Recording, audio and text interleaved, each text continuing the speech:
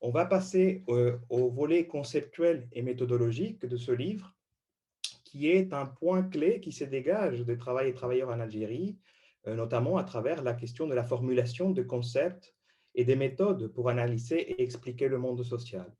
Et pour parler de ces deux aspects, nous avons Johan Heilbronn, auteur de La sociologie française, sociogénèse d'une tradition nationale, et coéditeur avec Julien Duval et Pernel Isenhout de l'ouvrage à paraître Pierre Bourdieu et l'art de l'invention scientifique, les pratiques de recherche au Centre de sociologie européenne, et Loïc Vacan, qui a longuement œuvré à la circulation internationale de l'œuvre de Pierre Bourdieu et qui est l'auteur de nombreux ouvrages, parmi lesquels Les prisons de la misère aux éditions Raison d'agir, Punishing the Poor, Body and Soul, et d'un ouvrage, donc Body and Soul ici, et un ouvrage assez pédagogique pour s'initier à la démarche scientifique de Pierre Bourdieu, qu'il a coécrit avec lui, Initiation à la sociologie réflexive.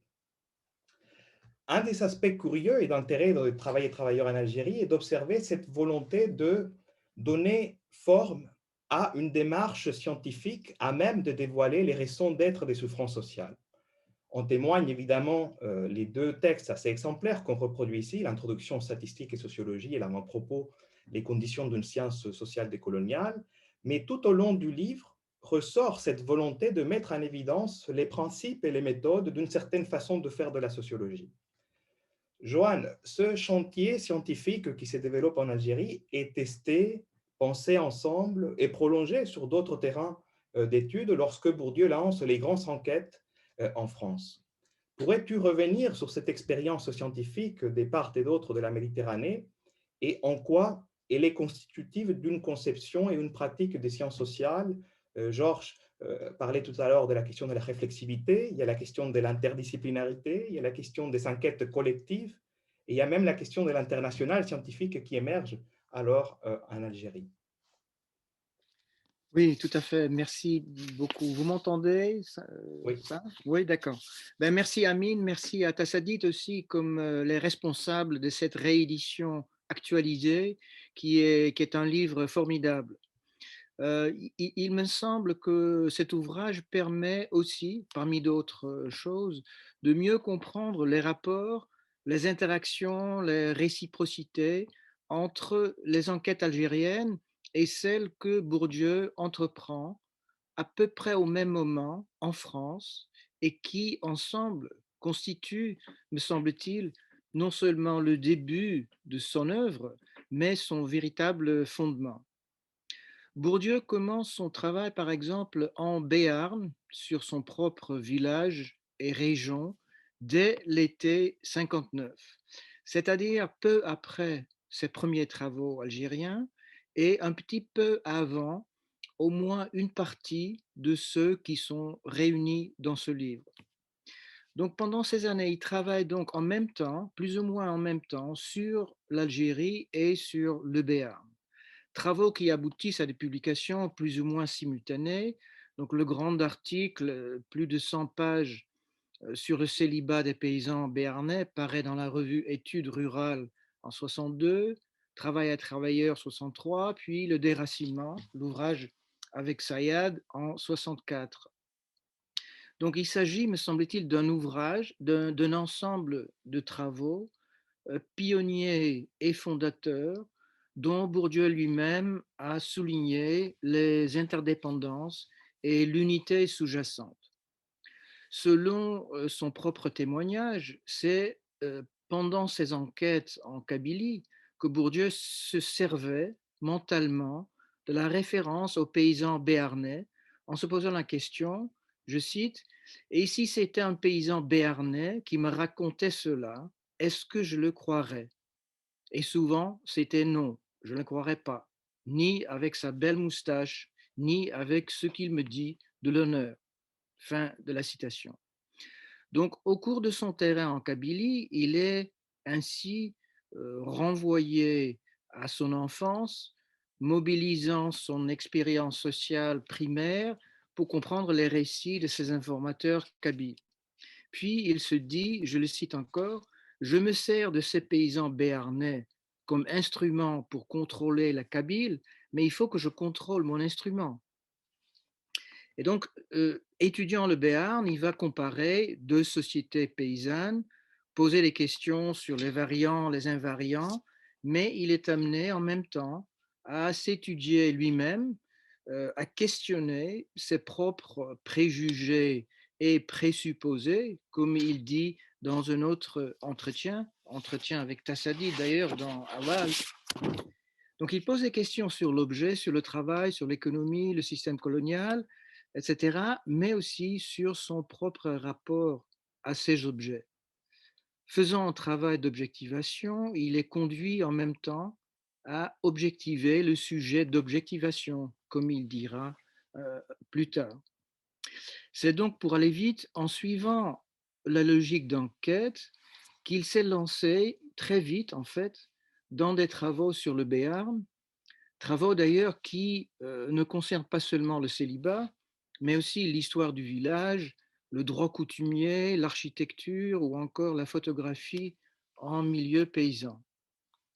Et c'est en effet à propos du bal du village, où les citadins dansent avec les filles du coin sous le regard silencieux des paysans célibataires, que Bourdieu introduit la notion d'habitus, qui fait référence aux dispositions corporelles qui disqualifient les paysans par rapport aux citadins.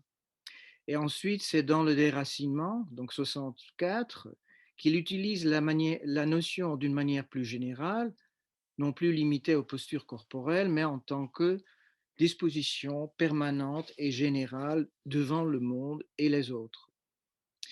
Donc, il y a d'autres exemples de ce va-et-vient entre les travaux algériens et les enquêtes en Béarn, mais le lien le plus important, le plus significatif, se situe peut-être pas au niveau des concepts ou des idées, mais plutôt au niveau de la pratique de recherche. La pratique d'enquête que Bourdieu initie et invente en Algérie est transposée en France, confirmée et complétée dans les travaux sur le Béarn. Et effectivement, c'est cette démarche, ce style de travail qui va servir au fondement du groupe qui se constitue au Centre de sociologie européenne à partir de l'été 61, le moment donc où Bourdieu devient son secrétaire général. Et dans les multiples enquêtes qui suivent sur l'éducation, la photographie, les musées ou encore la banque et le crédit, qui est une enquête qui n'était pas publiée à l'époque, à chaque fois, on retrouve les mêmes éléments. Il s'agit d'une pratique d'enquête relativement ouverte, pas strictement limitée à une hypothèse très précise à vérifier, ayant des dimensions exploratoires et semi-improvisées, mobilisant des savoirs notamment ethnologiques et sociologiques, mais aussi économiques et historiques, employant des méthodes différentes mais complémentaires, organisées de manière collective et réalisées dans cet esprit réflexif. Et dans Travail et travailleurs, on retrouve tous ces éléments, même si certains sont plus visibles que d'autres. Quant à la réflexivité, par exemple, Georges a déjà parlé, souligné l'importance de cet aspect de la pratique. On peut lire juste les passages extraordinaires sur la question apparemment anodine: comment composer une équipe de recherche pour apercevoir que pour Bourdieu, la réflexivité ou la vigilance épistémologique, comme il disait dans un premier temps, n'était pas un topo théorique ou métathéorique, mais avant tout un impératif pratique de la recherche. Et ceci, c'est facile à oublier, en fait, en lisant le texte en 1963. Donc, il s'agit effectivement d'un ouvrage remarquable à lire, à discuter et aussi à traduire. Merci. Merci beaucoup, Johan, pour cette réflexion de ce que Travail et travailleurs en Algérie apporte pour ce contexte assez fondateur donc, des enquêtes qui vont se développer par la suite en France et en termes donc évidemment de démarches scientifiques. Loïc, je sais à quel point ce livre occupe pour toi une place assez singulière dans l'œuvre de Pierre Bourdieu.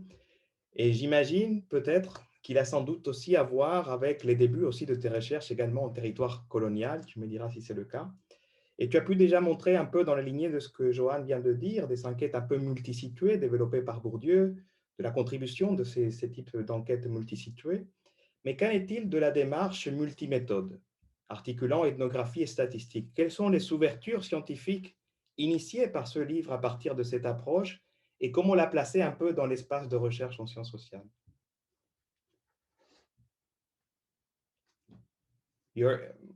Ton micro. Ouais.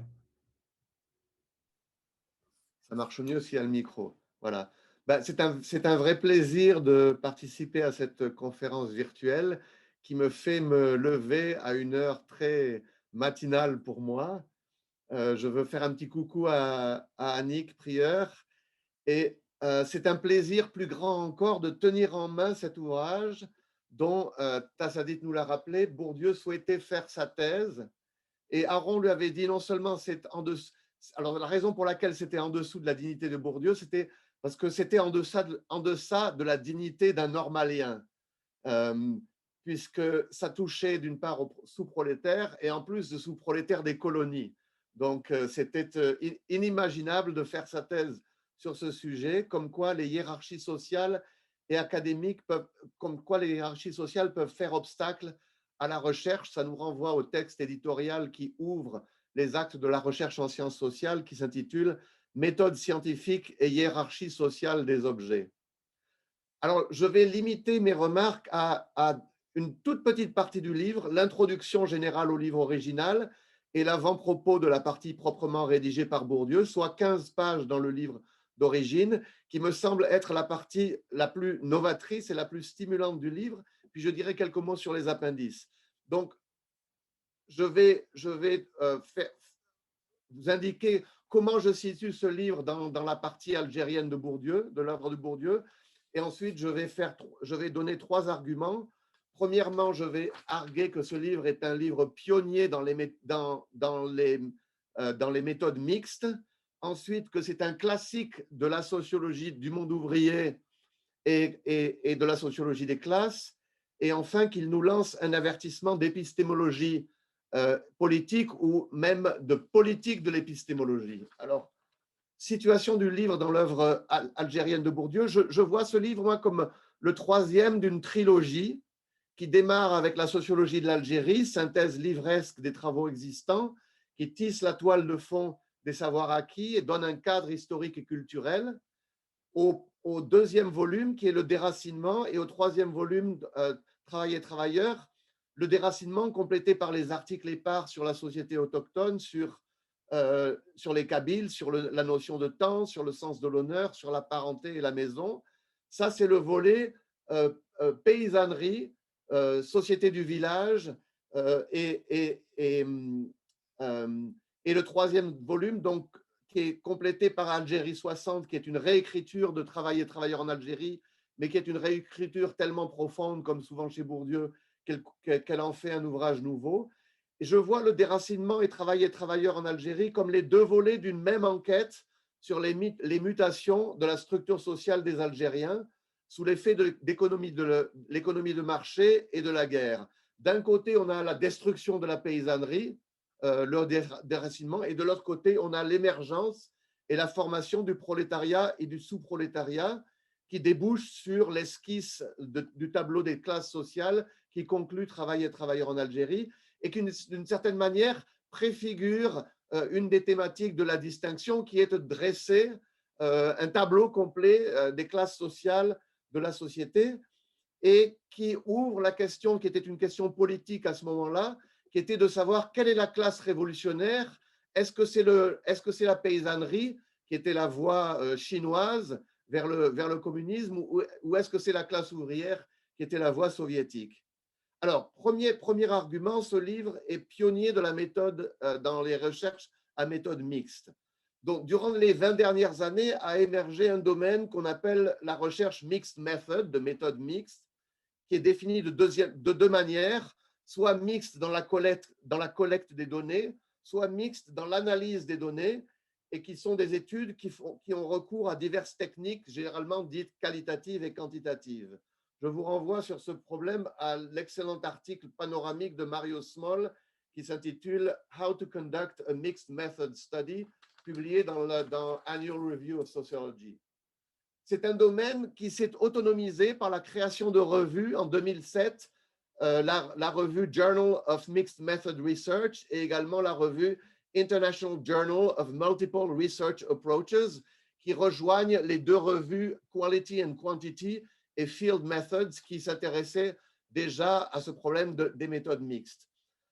L'émergence de ce domaine de recherche et de réflexion a donné lieu à une réflexion épistémologique et méthodologique sur chacune des techniques, sur les conditions de leur combinaison. Et plus qu'une méthode, ça me semble être une avancée, mais il y a un danger dans cette avancée qui est de l'autonomisation de la méthodologie et donc la chute dans le méthodologisme. Or, le livre de Bourdieu nous donne en quelque sorte, est un pionnier de la méthode mixte, 1963. À ma connaissance, il n'existe pas de livre précédant ce livre qui combine la méthode statistique et l'étude de terrain, mais c'est un livre qui en particulier nous permet d'éviter le méthodologisme, car il nous fait découvrir les méthodes mixtes dans le moment même où elles sont déployées sur un objet empirique. Alors, je pense que c'est un texte très audacieux et même impudent. Bourdieu s'est formé sur le tas aux méthodes sociologiques. Il connaît peu la littérature empirique pertinente, puisqu'il n'a pas été, il a été formé à la philosophie des sciences et non pas aux sciences sociales. Il est parti en Algérie, donc il est coupé, sauf la bibliothèque de l'Université d'Alger et la bibliothèque du gouvernement. Donc il connaît peu cette littérature et il est surtout guidé par l'épistémologie historique qu'il a appris de Bachelard, de Canguilhem et de Coiré.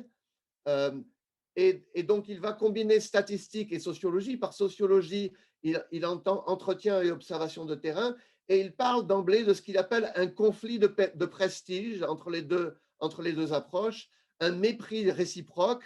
Ce mépris réciproque et cette ignorance mutuelle créant chez les chercheurs une anxiété et qui produit ce qu'il appelle deux réactions. D'un côté, l'aversion et de l'autre côté, l'engouement. Il nous alerte contre le fétichisme, ce qu'il appelle le fétichisme et le chamanisme de la statistique, ou la magie fascinante et terrifiante des chiffres qui permettent aux spécialistes de faire l'économie de la réflexion sur la méthode. Donc, il semblerait qu'il nous avertit fortement contre les mésusages de la statistique et en même temps, il fait l'éloge de la statistique. Il pointe sa valeur heuristique, sa valeur probatoire et il argue qu'elle est au sociologue ce que l'expérience est au physicien. Elle nous met en garde contre la tentation de l'intuitionnisme et défend le sociologue des inductions hâtives. Voilà. Donc, on peut voir dans la sociologie de terrain et dans la statistique deux instruments de rupture. On sent déjà l'influence de Bachelard, qu'il faut mettre en dialogue constant et ce dialogue qui continuera notamment dans l'ouvrage coécrit avec Darbel sur l'amour de l'art. Donc, ce qui est important, c'est qu'ensemble, statistique et enquête de terrain permettent de construire l'objet. La statistique donne la fréquence et l'ethnographie donne l'intelligibilité. Et on peut voir donc dans cet ouvrage la naissance de ce qu'on peut appeler le polythéisme méthodologique de Bourdieu, qui sera sa marque de fabrique. Deuxième point, et là je vais aller beaucoup plus vite, c'est un ouvrage qui me paraît être un ouvrage pionnier de sociologie des classes et notamment de sociologie du sous-prolétariat. Et je le mettrai avec deux autres ouvrages, l'ouvrage de Engels, Les conditions de la classe ouvrière en Angleterre de 1845, et l'ouvrage de 1950 de Louis Chevalier, Classe laborieuse et classe dangereuse. Troisième point, un avertissement d'épistémologie politique ou de politique de l'épistémologie qui a une résonance particulière au regard des controverses récentes scientifiques et politiques autour des études coloniales, postcoloniales ou décoloniales. Bourdieu nous avertit de ne pas tomber dans ce qu'il appelle l'idéologie selon laquelle toute recherche menée dans la situation coloniale serait affectée d'une impureté essentielle. Il nous avertit de ne pas tomber dans la tentation d'expier ce qu'il appelle le péché du colonialisme. et il note que l'ethnographe doit séparer problème de science et inquiétude de conscience. Et il questionne rudement ce qu'on appelle dans le monde anglo-saxon la standpoint épistémologie, l'épistémologie des points de vue, quand il écrit « Pourquoi ce privilège éthique et épistémologique ?» je le cite, qui voudrait, citation, qu'il n'y ait d'ethnologie pure que faite par des indigènes. Donc, il pose d'emblée la nécessité d'une réflexion en acte sur la méthode, et au début du livre, et non pas à la fin du livre. Et là, je veux pointer l'attention du lecteur aux notes infrapaginales qui sont devenues des notes de fin de livre. Il y a autant de choses dans les notes de cette introduction et de l'avant-propos qu'il y a dans le texte lui-même. Enfin, pour finir, je pointerai quelques limites de l'étude qui sont les points aveugles de la sociologie de Bourdieu en Algérie. On peut se prendre à rêver qu'il eut un frère jumeau qui aurait taclé ces problèmes. Alors, premièrement, je dirais, il manque l'étude de l'économie domestique, mais Bourdieu avait fait une enquête sur l'économie domestique et il m'avait dit un jour qu'elle était entièrement dépouillée et en partie rédigée et qui était dans son idée le complément de l'étude de l'économie de marché. Ensuite, on se prend à rêver d'un Bourdieu qui aurait complété l'étude des Algériens par l'étude des Européens. Les Européens d'Algérie qui sont couverts par l'enquête statistique, mais qui ne sont pas couverts par l'enquête de terrain. Et notamment l'étude des employeurs, conformément aux recommandations de Matthew Desmond de faire de l'ethnographie relationnelle, nous montrer le deuxième thème de la relation. On a ici les travailleurs et il nous manque les employeurs européens. D'une certaine manière, Bourdieu nous montre un colonisé sans colonisateur, un travailleur sans patron. Et donc, il revient aux générations d'aujourd'hui de faire le travail de sociologie historique qui complétera le travail de Bourdieu. Alors, ceux qui me connaissent savent que je ne verse pas dans le fétichisme textuel de Bourdieu, mais j'ai été choqué, je dois le dire, par l'insertion du sous-titre « Les conditions d'une science coloniale décoloniale ». Il manque, à mon sens, les crochets pour montrer que c'est une introduction d'un terme sociologie décoloniale qui est en quelque sorte anachronique quand on lit le travail de 1963 où l'expression sociologie décoloniale ou sciences sociales décoloniales n'existait pas. De même, l'intertitre Enquête et réflexivité en temps de guerre, il est important, je pense, de rajouter les crochets parce que Bourdieu n'utilise pas l'expression dans ses titres, il ne fait pas mention de la guerre. Et il me semble que la guerre en soi n'apparaît que par profil distant dans l'œuvre algérienne de Bourdieu. Et j'arguerais même que c'est le point nécessaire, le point aveugle nécessaire de son travail algérien, puisque j'ai argué ailleurs que son travail scientifique lui sert justement à amortir le choc émotionnel d'une guerre qu'il ne peut pas supporter, qu'il ne peut pas voir. Et il se sert de son travail scientifique comme en quelque sorte comme pour amortir ce choc. Donc, quand il y aura une réédition du livre, je suggérerais de rajouter ces crochets qui ne sont pas importants, mais qui d'une certaine manière sont importants. Ensuite, un petit regret, c'est l'omission des annexes, des annexes du livre qui sont très novateurs, et notamment les extraits d'entretien organisés par thème qui reviennent à montrer ces données. Et là, on voit une innovation formelle, la combinaison de différents genres et de différents styles de texte qui anticipent les innovations formelles qui seront celles des actes de la recherche en sciences sociales et également de la misère du monde. D'une certaine manière, quand on voit ces annexes, on se rend compte à quel point Travailleurs et l'Algérie aurait pu s'intituler La misère du monde des Algériens. Et il y a une phrase dans l'introduction qui aurait pu figurer dès l'introduction de La misère du monde, qui est, Bourdieu écrit, l'ethnologue doit s'efforcer de restituer à d'autres hommes le sens de leur comportement dont le système colonial les a, entre autres choses, dépossédés. Et il parle d'une tâche d'écrivain public, qui est une expression qu'il reprend dans La misère du monde. Voilà. En conclusion, je veux surtout féliciter Amine et Tassadit pour le remarquable travail d'édition scientifique et de mise en perspective qu'ils ont fait. Grâce à leur précieux et patient labeur, Travail et travailleurs rejoint le corpus des recherches de la période algérienne de Bourdieu et contribue à démontrer que cette période constitue le socle essentiel de toute l'œuvre de Bourdieu. Merci.